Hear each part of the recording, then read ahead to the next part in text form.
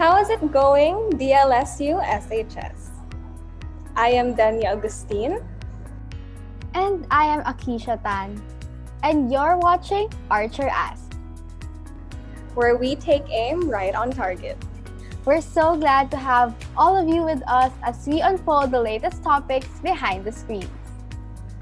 That's right, and we are so excited to introduce our special guests who have taken the time to be with us here today. Exactly, Danya. With the exciting upcoming STEM and SPT Month, we have with us the DLSU SHS Student Council's Grade 11 and Grade 12 STEM and SPT representatives. Please welcome to your virtual screens Ms. Klein Simbajon and Ms. Miguel Uy and Ms. Joshua Languban. Welcome, Klein, Miguel, and Joshua. So before we begin, we would like to ask, how are you doing today? So yeah, let's start with Klein first. Ako ba? Okay naman mag-Tagalog na, okay naman mag-Tagalog. I'm doing great naman. Feeling lively and very excited for Stemx SPT, and I'm really want to show you guys what we have for you. Ayan, wow naman. So let's proceed to Miguel. Hello, pretty tired right now. I woke up really early and I didn't get any rest. We just finished our first day of our esports tournament. Now we're here. So yeah. Yeah, I'm pretty sure that all of you guys are hustling this month. So now let's proceed naman to Joshua. Hello po. Good day, everyone. I'm okay naman. Medyo, as Kuya Mick said ka, medyo pagod lang kasi nag-conclude yung first day yung esports tournament namin. Pero I'm very excited for this interview and I'm very excited to showcase to you what we have in store for the STEM and SPT Strand. Okay, so thank you so much, and I'm glad that all of you guys are okay. Yes, and I'm pretty sure everyone's excited for what's in store for them. So heading right on target, what is Stemx SPT Month? Let's start with Mix Klein and then Mix Miguel. Oh, yeah. For me kasi, Stemx SPT Month is more than its name lang. It's a collaboration of the STEM and SPT. The name says it all na rin naman. Syempre, sineselebrate natin yung the Strand itself. Kasi kung makita natin STEM and SPT, they have their own uniqueness sa pagka-strand nila. Like, kung maisip mo yung STEM, maisip mo yung mga mathematics, science, etc. And sa SPT naman mga sports. And makikita natin yung nagiging result ng STEM at saka ng SPT natin sa everyday lives natin. And I think through this STEM month, nako-commemorate natin, mas napapakita natin sa mga tao outside our strand and also for our audience kung what STEM and SPT is really for. And at the same time, naging collaboration siya between students in both strands from both grade 11 and grade 12 na rin.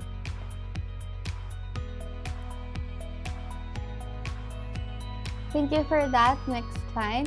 Now we head on to Miguel.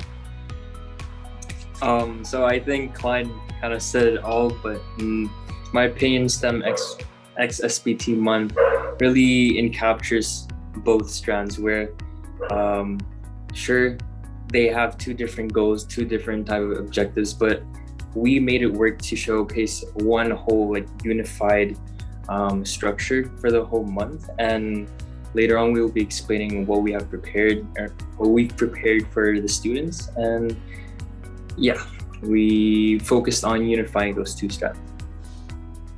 Okay, so thank you so much for answering that. So now that the viewers have an idea, the next question is, what should the students expect for Stemx SPT Month? So this time, let's start with Mix Miguel to be followed by Mix Joshua. Okay, so we have a lot of programs prepared. We kind of stood away from the usual webinars, we have certain programs dedicated to the respective strand. Like for STEM, we have Think Outside Trash. For SPT, we have the big event of the esports tournament. most of our programs are for collaboration between all students because we wanted that collaboration since we're in this online setting and we lack that opportunity to meet other people. I think we were able to showcase that in this month. Okay, so now let's proceed to Joshua. I think siguro, aside sa mga programs na sinabi ni Kuya Nick, I think na what should the students expect from Stemx SPT Month is that a celebration of Strand is not only for that certain strand. It is open to all strands and opportunity siya para mapagsama and mapagbuklod natin lahat ng strands in the DLSU SHS community. Yes, thank you. That sounds very exciting. And with that, what do you think are the main highlights of Stemx SPT Month? Can we start with Klein? Hello. For me, ako kasi personally, yung pinaka-personal highlight ko is yung mga in-interview namin, mga speakers namin. Yung remarkable speakers namin is first si EJ Obiena, yung recently nag-gold sa Paul Walter, si Gab Campos, yung TikToker, and also another TikToker which is si Dr. Kilimangaro. And we also have our students na naging speaker, no, para magkaroon din kami ng insights from our students. Pero yun yung personal highlight ko, and I really love that kasi we get to see the perspective both from the students ng Lasal and who are part of the STEM and SPT, and also from let's say sabihin natin popular people na who are outside of DLSU but also give insights on their career track that is aligned with STEM and SPT. So I think I love that the most. Yes, that sounds really fun. And now how about for Joshua? What is your personal main highlight for the Stemx SPT Month? My main highlight siguro for the whole month would be same kami ni Klein actually kasi medyo nakaka-excite yung feeling na you are talking to someone that you look up to and you get the chance to interview and interact with them in a setup na hindi naman natin lahat in-expect na mangyayari sa atin. So, I agree with what Klein said na the matter of perspective in this time na makikita mo talaga kung how the pandemic affected the certain areas in our or the certain sectors in our country, not only in the students, but also those who are working, those who are athletes. We can really see the perspectives na kung ano ba talaga yung pinagdaanan nila and what happened to them during the pandemic.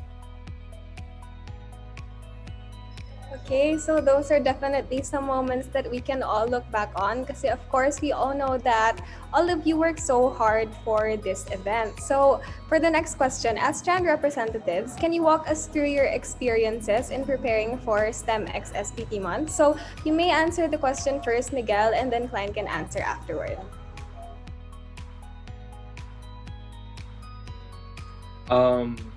Okay, so previously, before our month started, I've already had experience with setting up programs na.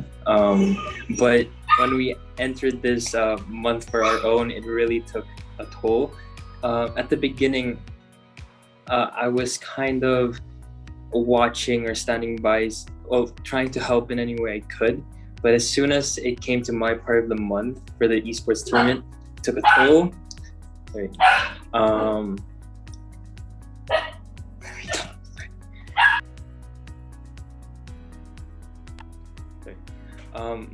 It was really stressful when it came to the esports tournament, like handling it, since there's a lot of components to it. But overall, my experiences with this whole month was pretty smooth naman, since I had the help with Joshua and Klein right by my side. Yeah, that's all I have to say. Okay, so Klein, you can answer the question then. For me, same sentiments kami ni Miguel, no? First, hindi ko siya magagawa kung hindi dahil kay Joshua and kay Miguel. Like, hindi ko siya ma-imagine na kaya ko siyang gawin mag-isa. And starting from sa pag-gather ng mga tao to be part of our committee, hanggang Hanggang sa pag-walk through ng buong event na ito, hanggang sa e-tournament and so on. Hindi siya madali, but it was fun kasi we get to serve people, we get to unlock then new skills from a part of us and also a part sa ibang people, nagkakaroon ng mga new connections. And overall, it was tiring but it was worth it. And sobrang kakaiba yung feeling na you get to achieve something although online siya and medyo mas mahirap siya. And I think it was all worth it. Ito na sinabi ko kanina. Worth it indeed. Teamwork really makes the dream work. I can really feel all your efforts poured out for this wonderful month. And I'm sure, aside from the fun part, there are also loads of learnings from this month. For the final question, what will the students learn through Stemx SPT Month? If so, can you give us a few of the key takeaways? Let's start with Joshua to be followed by Klein.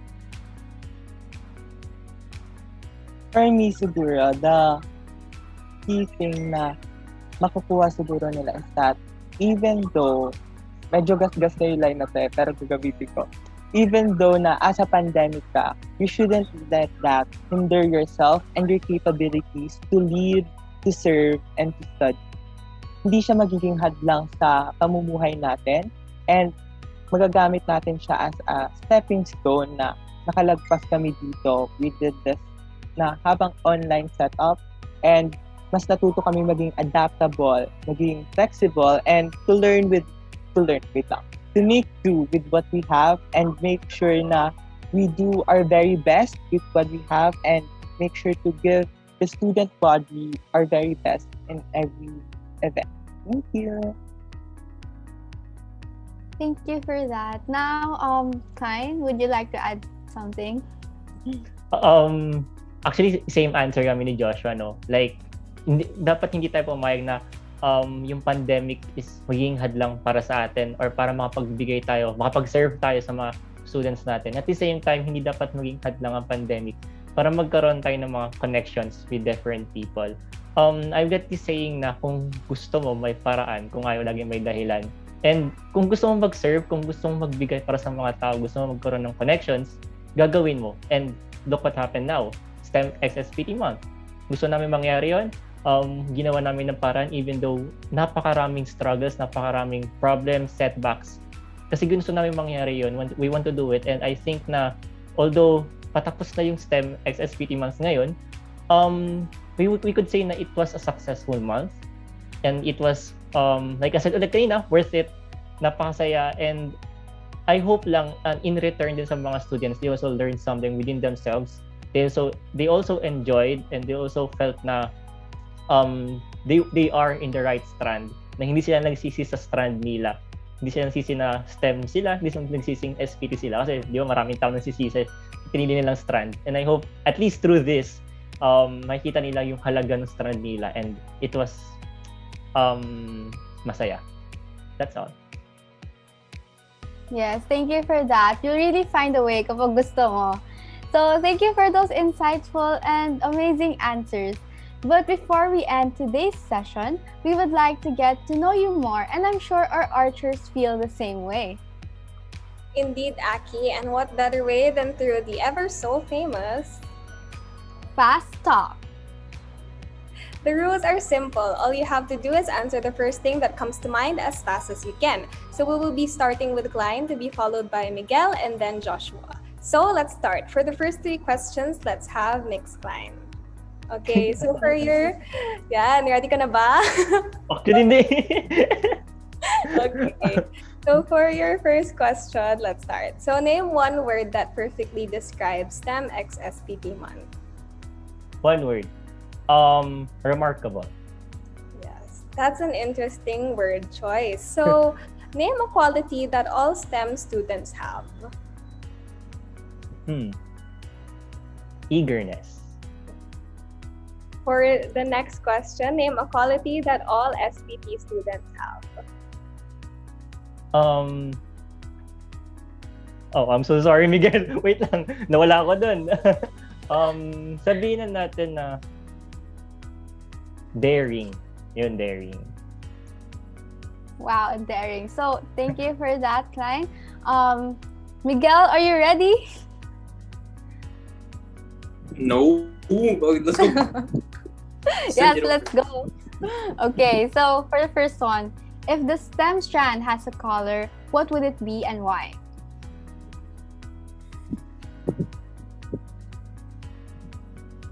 White. It's peaceful. I don't know. I don't know. Okay. They're unified and they think calmly in stressful situations. Yes, I love that. Next, if the SPT strand was an animal, what would it be and why? Lion. We find our way through difficult situations and we make do with what we have and we try to come out on top. Yes, that's so nice. So for the last one, name 3 things that are common between STEM and SPD students. Risk takers, masipag, and competitive. Yeah. Okay, so to all the students watching, maybe some of you will agree. So for Joshua naman, what is your favorite part about being a Strand representative? Ooh, okay, ang cute ng tanong. Okay. So, siguro, my favorite part is I get to serve with them. I am one of them kasi as a Strand representative, you are one of them kasi you represent not only your voice, you represent the whole Strand's voice. So, I think yung pinaka-favorite na part ko is that I serve as the voice of the 666 STEM students sa grade 11.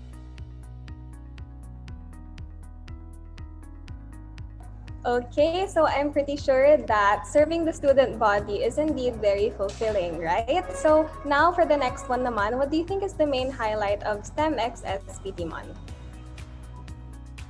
Siguro the main highlight for all of the events is that hindi lang siya for STEM and SPT. It is for all strands to collaborate and gas na rin yung word unify in a way na hindi ka mag-isa sa pandemic. You are with your strand mates, your schoolmates, and you are not alone in the DLSU SHS Student Council. Okay, so I think we can agree that the participants definitely enjoyed then yung month na to. So for the last question, please complete the sentence. You should join Stemx SPT Month because? You should join Stemx SPT Month because wait lang. Wait, kailangan ko huminga. Siguro in a way, it promotes us being able to use the things that are in our disposal in a pandemic, kahit limited lang siya. Parang we use it na in a way to make do and give the best services to the student body.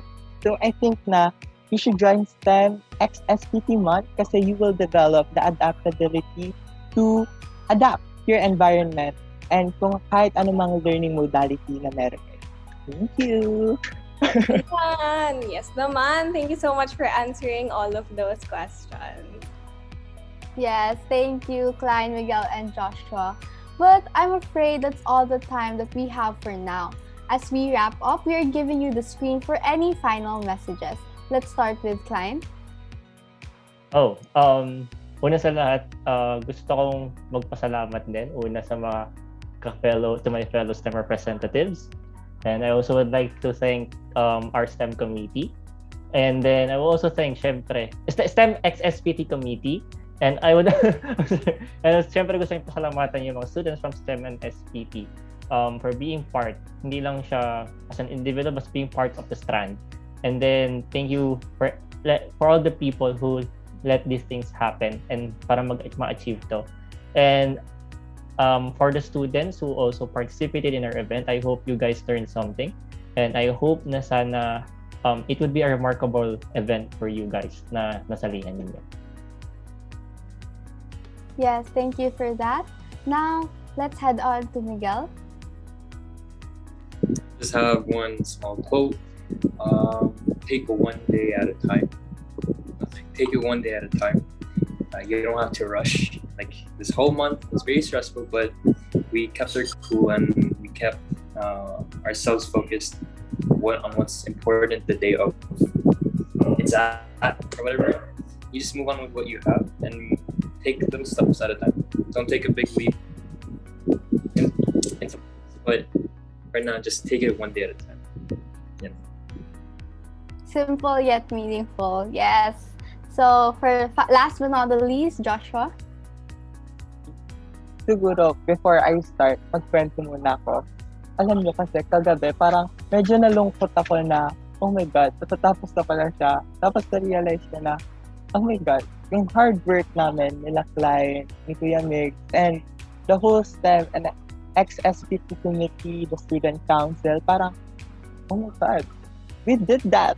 Ginawa namin siya, successfully we managed to pull off, and napapakita nun kung gaano ka worth it yung sleepless nights, and I would like to thank everyone na tumulong sa pag-make ng event, sa mga sumuport ng event, from all the strands in the DLSU SHS community.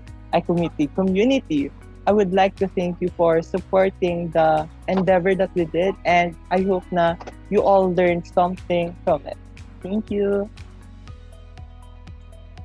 Okay, so once again, thank you, Klein, Miguel, and Joshua for taking aim right on target with us. And thank you for tuning in to our program. For more information on the hottest news within and outside the DLSU SHS community, don't forget to like our social media pages, The Animal, on Facebook, Twitter, and Instagram. I am Akisha Tan. And I am Danielle Agustin, This is Archer Asks. where we take aim right on target. Thank you and have a good day.